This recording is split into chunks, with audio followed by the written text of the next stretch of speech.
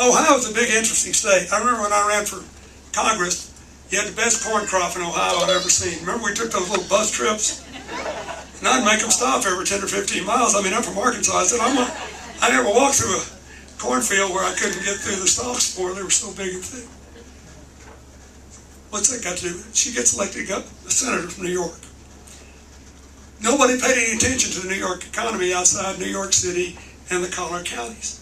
She decided she'd become the de facto governor of Long Island and upstate New York. So when she runs for re-election, the head of the local farm bureau endorsed her. And the press says, how can you do this? I thought you were a Republican. He said, I am. Well, why are you doing it?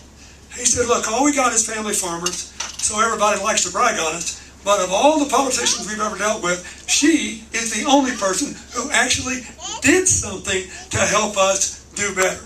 I'm for her. The guy had to retire, listen to this, the guy had to retire to Florida because of a medical problem. Serious.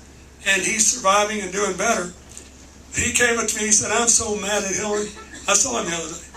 I said, why? He said, all these years I got to say, I'm a Republican, but I'm for her. Because of the way this primary works, I had to change my registration to Democrat so I could vote for her.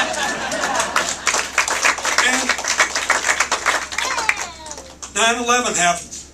She got President Bush to give $20 billion to New York so we could begin again. And I don't mean the buildings. I mean the people.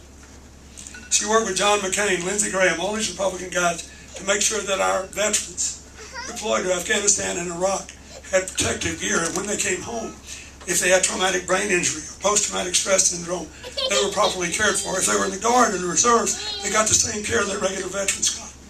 She just made good things happen. Secretary of State, she got huge Republican support for getting our neighbors and friends to cooperate to reduce the number of terrorist incidents. She made a deal with Putin's Russia to reduce the risk of nuclear war by accident or intent. A good deal in a troubled world, wouldn't you agree? It required 67 votes in the Senate. That's a lot of Republicans. She got them. And I could go on and on and on. She called President Obama when he asked her to do it. She said, okay, I'll do this, but you got to give me all those tech wizards that you beat me with. Because we got to win the battle of the hearts and minds over the social media. Remember San Bernardino? That was a social media conduit. And that's why she's been the most forthright person in either party by saying, we do not dare to attack our fellow citizens who are Muslims because of their religion. We need their help to win the battle of the social media so we can build a common future together. So, that's my pitch. When I met her, I thought she was the best doer I ever knew. 45 years ago this month.